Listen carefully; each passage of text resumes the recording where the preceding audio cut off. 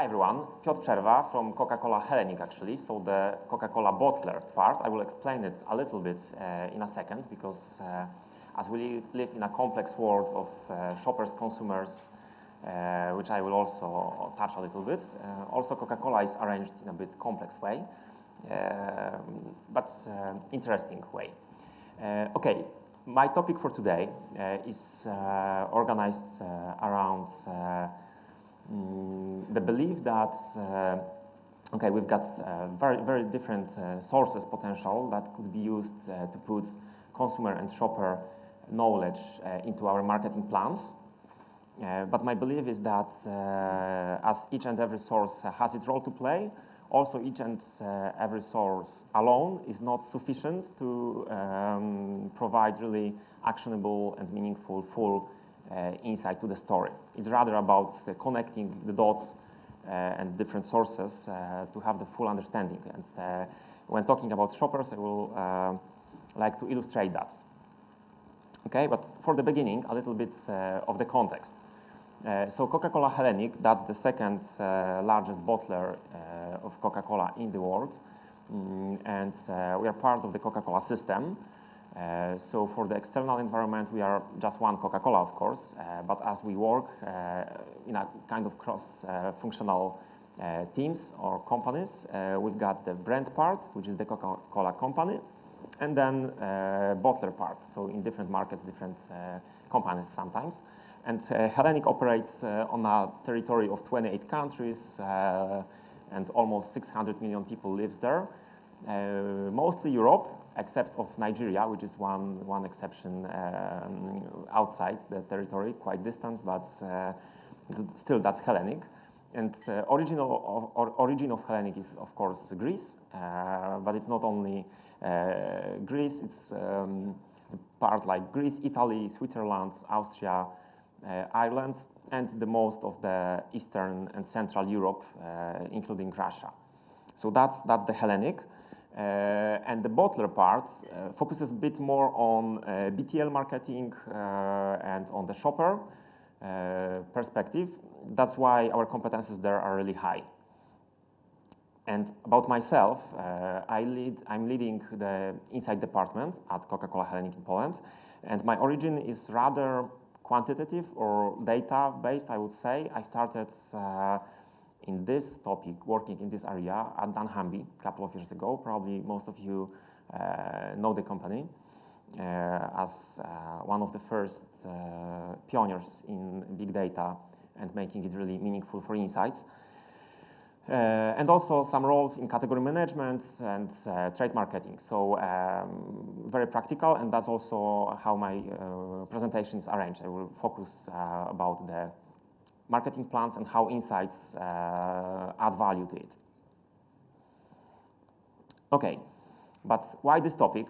Of course, we can have, as I mentioned, and as probably we all agree, lots of methodologies used, and using the wrong methodology to a wrong thing may lead to a awkward situation. Maybe not as awkward as on this picture, but awkward in a way that insights people inside the companies sometimes gets questions from senior leaders, for example, which are, okay, so you ran this study, so please tell me why people are drinking something to their meals. Actually, it's not like we can tell it based on that, but maybe on something else. That's how it's arranged. Okay, so that's a bit of why about this. Okay.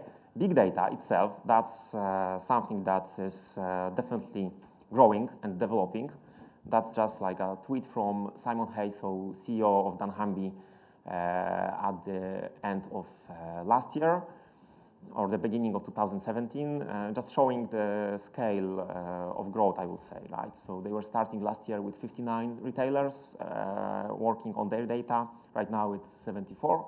So definitely something growing, and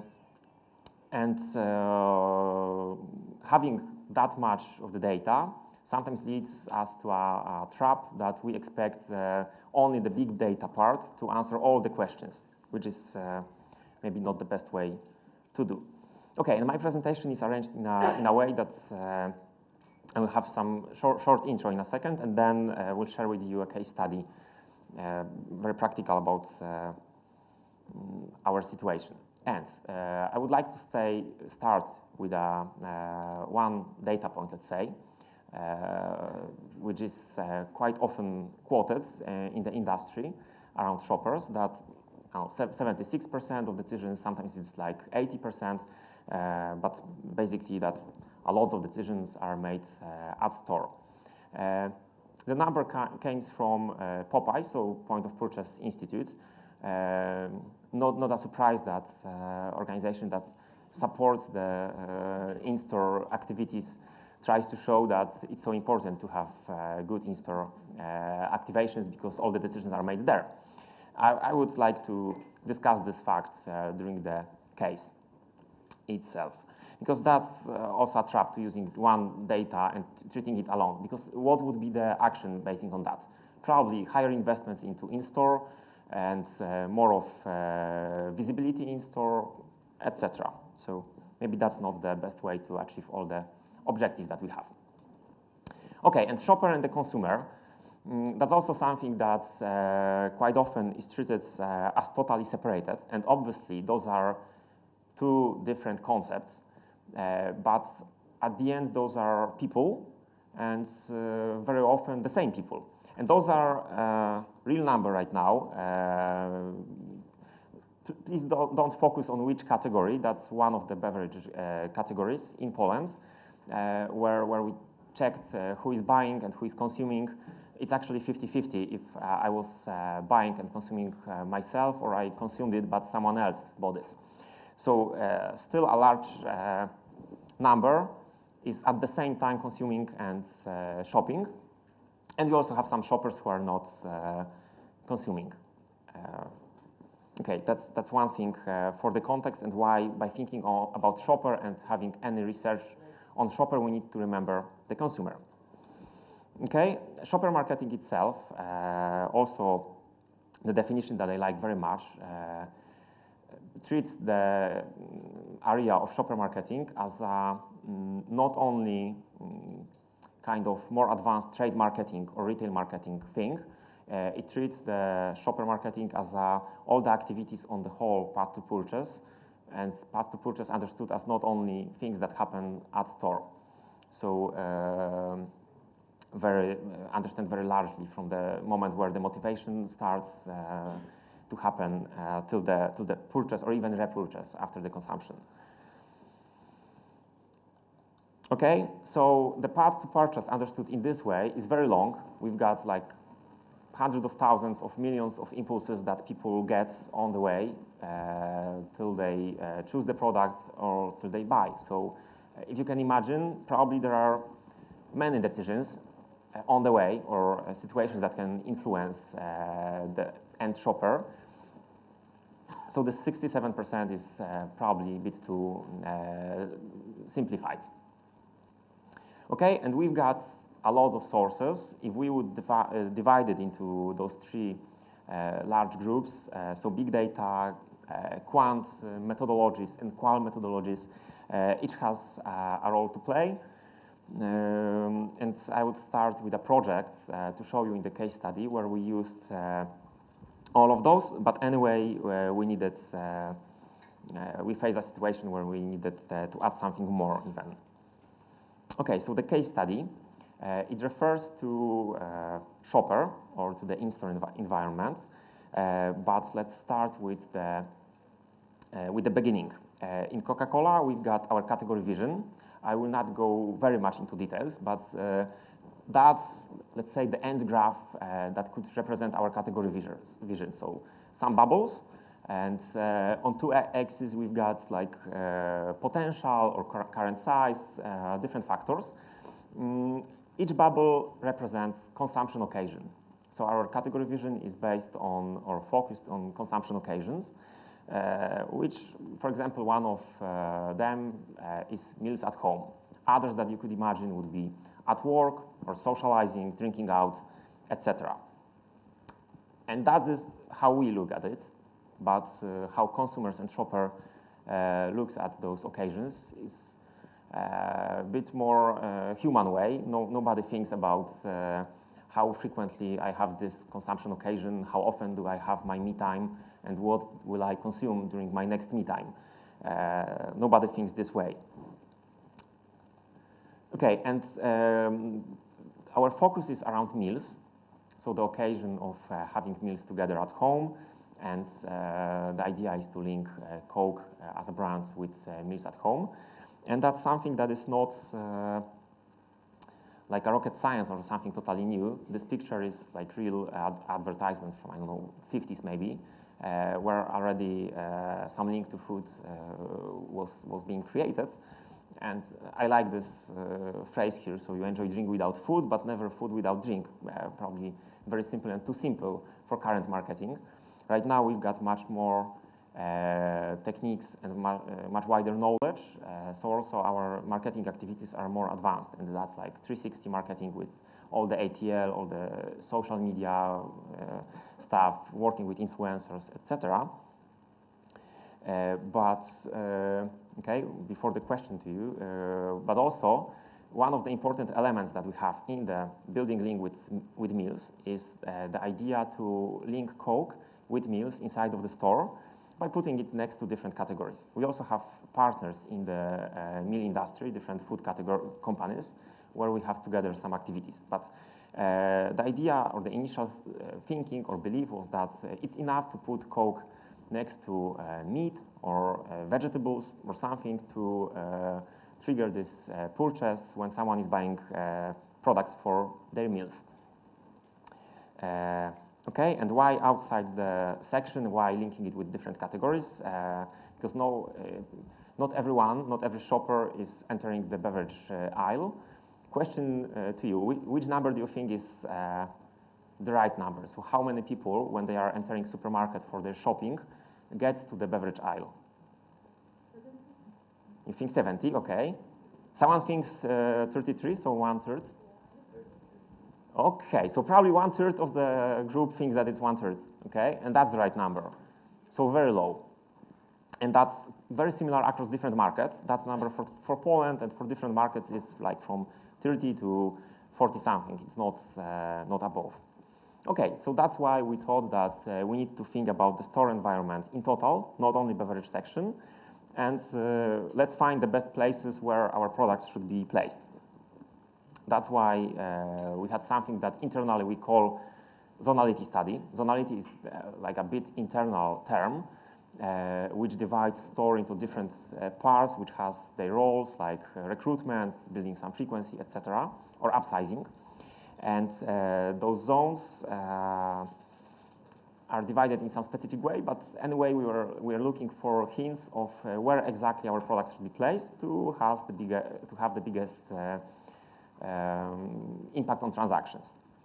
And we use different methodologies. We've got qualitative part, we've got a lot of data modeling with our store audit data, which we have ongoing, linking it with dunnhumby, so sellout data, and also our internal data to have model which will predict sales from different locations based on the history. But also we've got something like test element where we tested different places, and we've got like 130 different expositions. So situations where we placed Coke in different areas of the store, put cameras above it, and observed what happens. And we've got almost 30,000 contacts, so 30,000 people passed by those expositions. And over 2,000 actions were coded and recorded. So someone stopped, looked at the product, or chose the product and put it to the basket. Okay, I've got 3 movies to show how the material looks from the research. Let's have a look on this. I would just need help with playing it. We don't have voice here, so the voice is bad. Okay? Yes.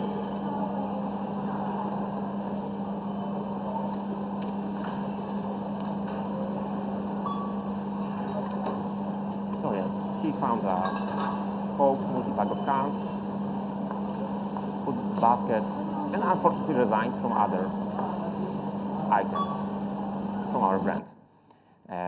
Okay, another one. That's a sorry, previous this one. It's a bit long, and anyway it's cut it, but it's also interesting. It's a bit over 1 minute, so please wait patiently for the whole story.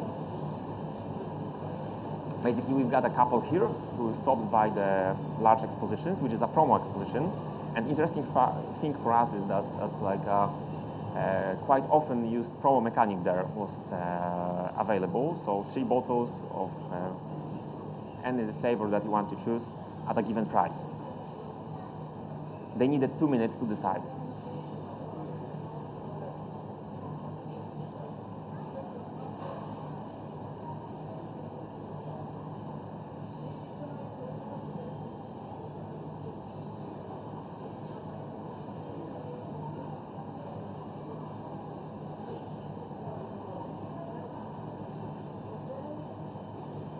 Imagine that it's not like a full movie that we have right now. There are 40 seconds more till they just put the products physically to the basket. Discussing quite a lot, should we take Fanta or just Coke, or maybe Coke and Coke Zero?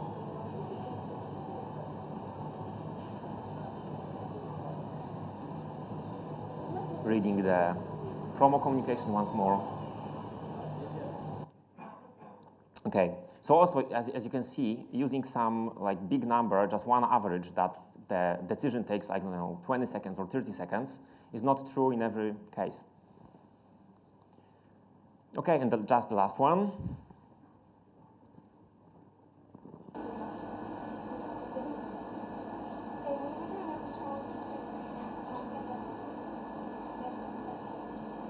Here we've got like a view on how the influencing looks like. So who's making the decision, and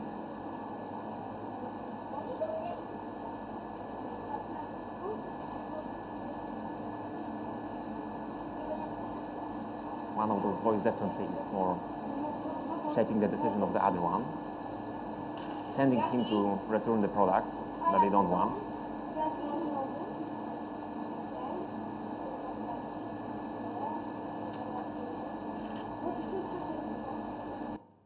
Okay, so 2,000 such videos, quite a lot of work for coding and for the agency to get some meaningful stuff from it. As you imagine, we got the very standard thing like the information of how many people are passing by each exposition, how many stopped, how many bought, etc. So then we can link it with expected penetration and think about, okay, by putting those here, we will get more than putting it to the next, to the different categories. Okay, that's one of the things that we got. And it's good because it allows us to be more competitive and in the store. But it was not only observations, we also talked to shoppers. And what we learned is that, okay, when they bought products from different places, we're asking them about how, if they were really planning it, or is it like an impulse purchase, etc. And when we look at expositions in other places and how many people anyway planned to buy a beverage or the carbonated beverage, it's actually half. And then additional 20 planned it right before entering the store. So way before they stopped by the exposition, they had in mind already the need to get the beverage. So it's not like, okay, 30% is still like an impulse, but it's not very dominating here, and it's not like by putting exposition in different places, we can get this impulse very strong. And having those two facts, so one, how effective is one place, but from the other hand, that we are not really getting that much of the impulse, we could learn, okay, so we've got our category vision, we want to link Coke with food. Our thinking was that it's just enough to put it in the best places related to food to get people who are buying stuff for their meals will get also Coke. Not really.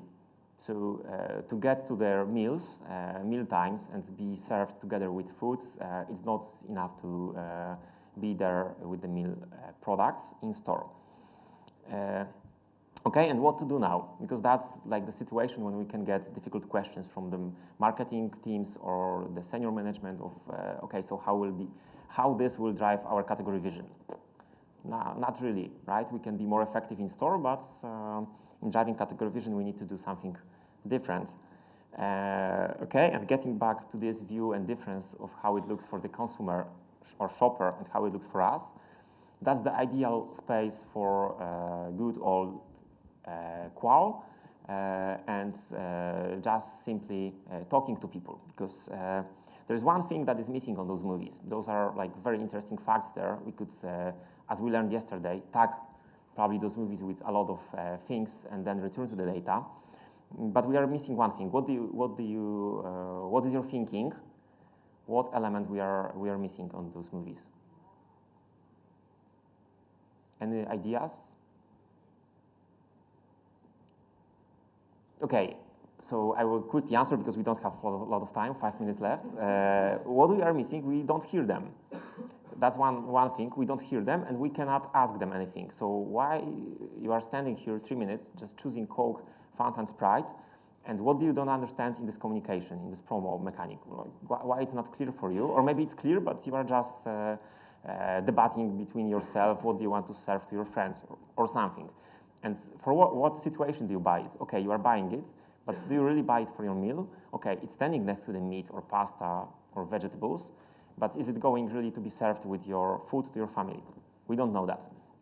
So to understand it and fill this gap, we need to return to consumers. So in this situation, to really have impact on shopper, we need to understand consumer. And it's good to have other sources. In this situation, we had it already. So very good ethnography on foods in Poland, where people were examined in terms of how they are eating their meals and what are the habits there and what they are drinking with it. We also had element of experiment where we asked them for some time to add Coke to their meals and to learn what it gives to them additionally. This is just an example and illustration, right? We've got map of how for people meals are segmented, let's say, so on two dimensions into more traditional and more new flavor stuff and more light and more rich. We know where Coke fits, where not really. That's first one of the good things. But also the pictures. Those are like from the real tables, pictures of real meals. So it's not like any average that on average 40% of meals has potatoes or something. So let's go and link with potatoes. It's not this way. So very, very personal stuff and human elements. So we could hear them, we could discuss with them. Researchers could go for the shopping with them to get a bit more of understanding of why they are eating and drinking something together, for example. And just as a summary, that's I've got 2 slides left. We've got those 3 elements, but the key thing is to have balance between those and not forget about any of it. We cannot survive with only having big data, even if the data will rise, all the retailers will share the data, will have the data from all the loyalty programs and all the Facebook stuff, etc. It's still not enough to understand the whole picture. And sometimes it's also that, okay, we've got a lot from one element, but sometimes we will miss just one piece from the other part, and it's good to understand that. Okay, a book starts with why, and quite inspiring, good to, probably a lot of you read it because probably it's sold in dozens of millions, but there's also a good video on TEDx with a speech around this topic. And what is written here as a subtitle, let's say, it's how great leaders inspire into action. And it's also with insights, so for the insights to be inspiring and actionable, it needs to have this why and just understanding. So not only some statistical model which will tell us that it's better to be next to bakery than to chips or something. It's good to understand why and what people really think and do. Okay, and last phrase which I would like to leave you with, it's a quote from Garry Kasparov, which I really like, and I think he's great and smart man. I had a pleasure to be on a lecture where he told that, and I immediately noted it. It's like nowadays everyone looks at the same screens and has the same data. It doesn't give any competitive advantage.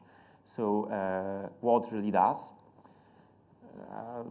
More of a question, but let's have this in mind, because sometimes this small piece of quant's element can give this advantage, because at the end both Coke and Pepsi probably looks at the very similar market data in terms of big data, and I imagine that their shopping decision tree is very similar to ours because it focuses on the whole category, but the stuff that are in the quant might be different because, yeah, in the qual, sorry. So, thank you.